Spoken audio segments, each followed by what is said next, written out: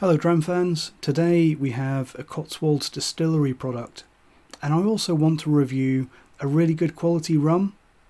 The twist is, they're the same product. This is Cotswolds Treacle Rum.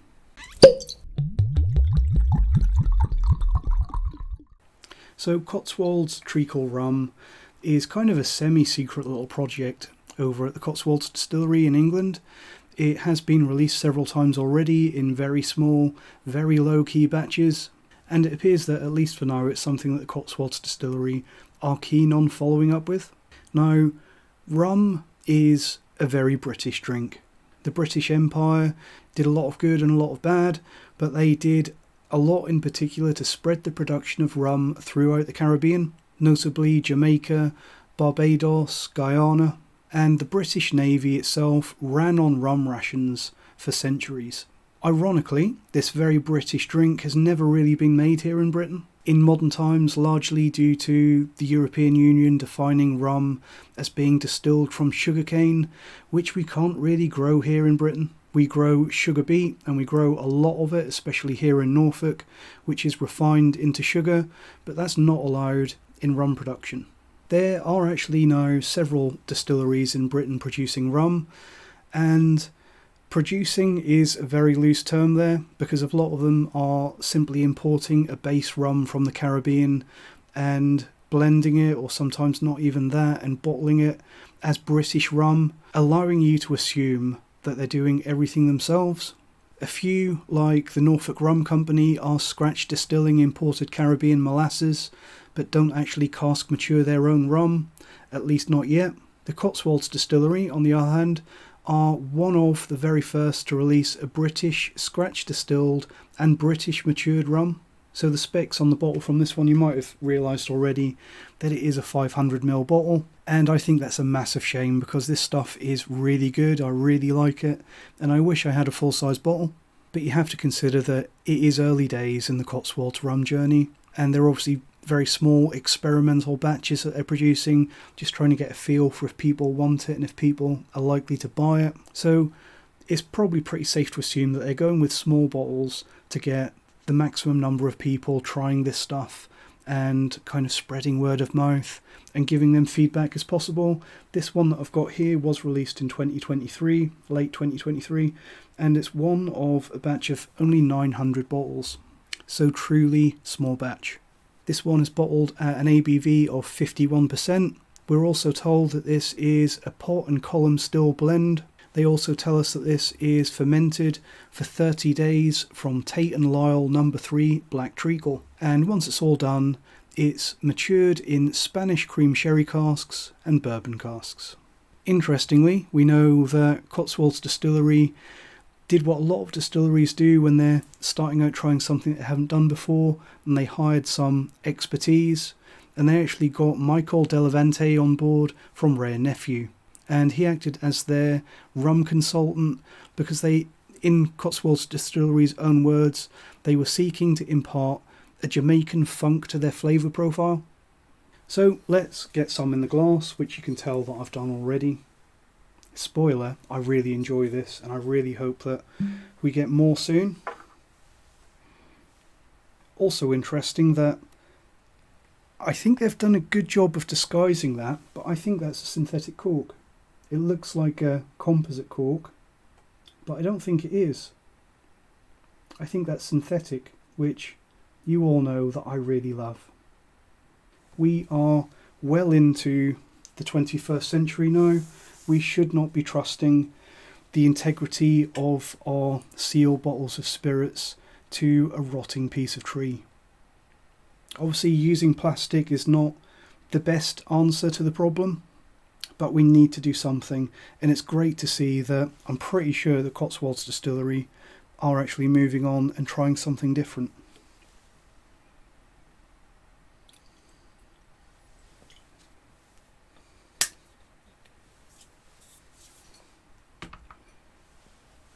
Give you another little close-up of the label.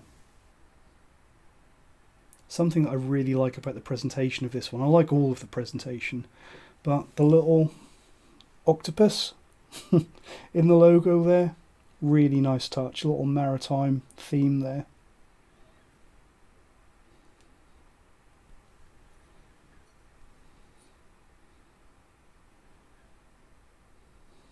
So, Cotswolds Treacle Rum on the nose. Lots of very, very sweet caramel. Also quite floral and sweet on the nose. But that sweet caramel immediately gives way to a funky Jamaican style. Getting lots of fermenting fruit and brown sugar. Golden syrup. A little bit of a note of Scottish tablet on the nose. Appley malt, floral, kind of apple blossom. Overripe, intoxicatingly sweet, fermenting green apples on the nose.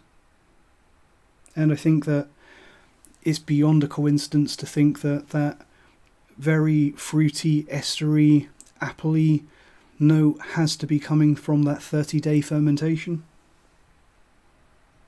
Also a little bit of a herbal note, kind of peeking out from the sweet caramel.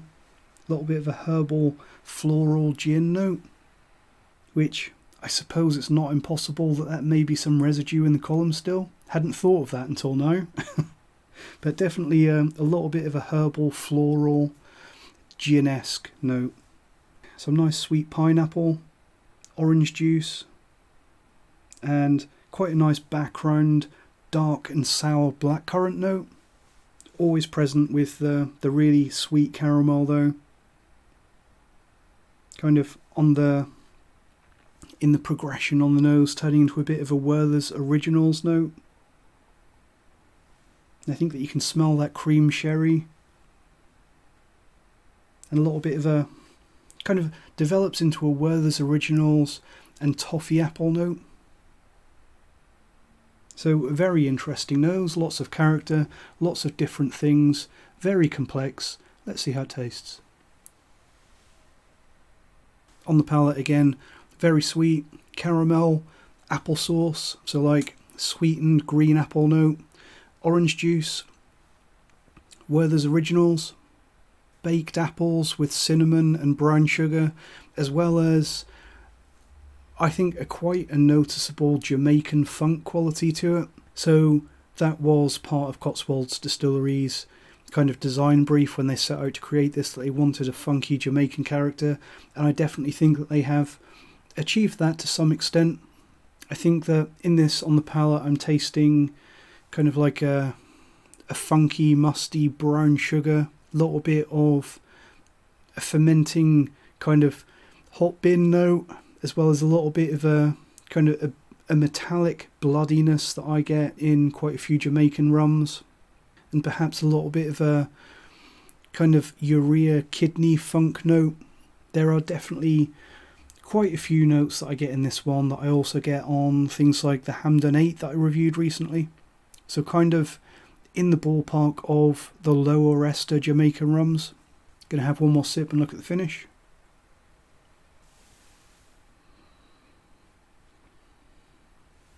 I think that the finish is very good, but perhaps a little bit lighter than you'd expect for 51%.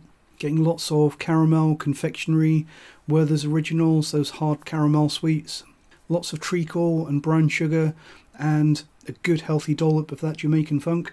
So I think that's a very good result. It's not their inaugural release for a rum at the Cotswolds. They have had several batches of this going back several years now, but this is the first one that I've tried. I visited the Cotswolds Distillery in early 2023, and they mentioned that they were making this stuff and kind of said that it was kind of like a little bit of a open secret project. And I've been keeping an eye out for this ever since, and I'm not disappointed. I would without a doubt buy this again. And I really hope that we get lots of other styles of rum from Cotswolds in the future. But I do have to say, and I don't think that this is suggestion, because I've heard this from other people that I've given this to taste blind as well, and I didn't expect it myself, but I do think that this is one of the most whiskey-ish rums I've ever tried. And I suppose that does make sense, considering that It's being made in a whisky distillery, in stills designed for whisky, by whisky distillers, and then matured in sherry casks at a whisky distillery. So it kind of makes sense, but it's also a little bit of a mind flip to taste this being made at a whisky distillery, and it shouldn't really taste like whisky, but it kind of does. It is definitely rum though. It has lots of rum flavours. It's very, very, very different to any of the Cotswolds whiskies that you might have tried. In particular, there's lots of dark molasses, navy rum notes in this, and I think, as I mentioned before, there is a noticeable Jamaican funk streak to the character of this one. Overall, anyone that might be thinking of trying this, if there's still any left, if there is, I do recommend that you try this if you are a fan of Cotswolds and Jamaican rum. But overall, I think this is probably closest to perhaps one of the more slightly friendlier of the Jamaican distilleries, something like an Appleton. Although I think that because of the better presentation on this one at 51%, it has a better presence and better intensity and complexity than a lot of the offerings that you get from Appleton. As well as that curious kind of malt whiskey theme, which is always going to be kind of a good thing to people like us, right? So yeah, highly, highly recommended to anyone that is following Cotswolds Distillery, and also highly recommended for fans of Appleton, because the flavours in here will be recognisable and accessible to you while still being bolder than most of Appleton products that you're familiar with. I do think that this might be a little bit of a disappointment if you're expecting full-on Wray and Nephew or Worthy Park style Jamaican funk, because it doesn't quite have that. I do suspect that the fact that this has been fermented for a very long time, 30 days, so you're probably looking at nearly 10 times longer than the average time spent in the washbacks at Cotswolds Distillery for a whisky, but the fact that it has been fermented in those washbacks in drizzly grey England has probably meant that you've got a little bit less of an ester bomb than you would from a lot of Jamaican distilleries. Regarding the design brief to achieve that Jamaican funk though, I think it's fairly safe to say that you have been warned if you are the kind of person that doesn't like Jamaican funk. And I know that there are a lot of people out there that don't get on with Jamaican rum, because Jamaican rum is very different to what a lot of people think of when they think of rums. If you're one of those people that really don't like that, then you probably won't get on very well with this one. To me though, I think this one is a massive success. I already think that this is better than a lot of lesser presented Caribbean rums. I think that it's unusually complex for a rum, drinks very, very well for a young product at 51%, and it's a really fun little experiment that blurs the distinctions between spirits as well as blurring the geographical borders. Really, really looking forward to more Cotswolds rum. I'd especially like to see some white overproof coming out of the Cotswolds Distillery, or perhaps some rum inspired by countries other than Jamaica. So from me, this is definitely one to keep an eye out for, and give it a try if you can. Thanks for watching. Let me know what you think of this if you've been lucky enough to try it, and what you think of the British rum scene. Thanks for watching, and cheers.